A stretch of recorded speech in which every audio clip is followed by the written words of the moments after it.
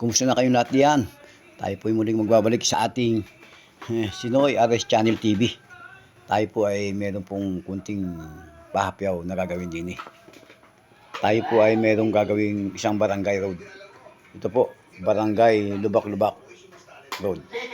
May haba po siya ng 1,000 meter or 1 kilometer long at meron po siyang wide na 4 meter at meron po siyang kapal na 15 cm thick.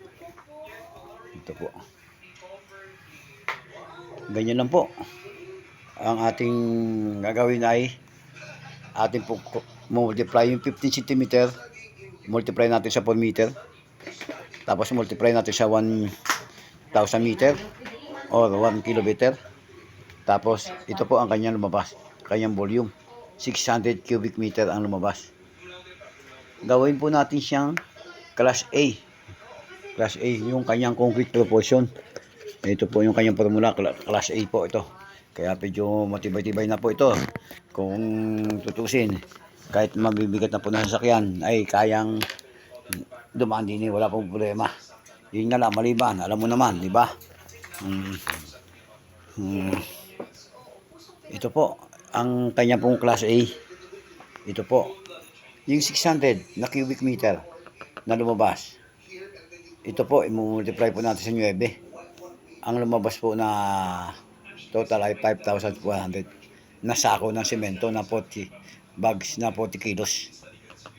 At ito po naman ang 600 na lumabas, multiply natin po sa 0.5, lumabas po 300 cubic meter na buhangin. At yung 600, i-multiply din natin sa 1.0, lumabas po ay 600 na gravel. Yan po, ganyan lang po naman ang ating gagawin. Multiply lang, multiply. Tapos lumabas, tapos yung kung anong class, depende po, may 7.5, 6, 4, pero ito lalagyan natin sa 9. Ganyan lang po, pero nyo talagang matibay, matatag. Ito po, yan po ang ating magamit sa 1,000 meter, 1 km long at 4 meter wide sa barangay Lubak-Lubak. Pag nasemento na yan, barangay maayos na po yan. Okay, salamat po sa inyong walang sawang kapanonood ng aking Sinoy Ares Channel TV. Sana po supportahan nyo lamang ang aking kunting pag-vlog kasi nag-uumpisa pa lang tayo. Ingat po ka sana kayo dyan. Bye!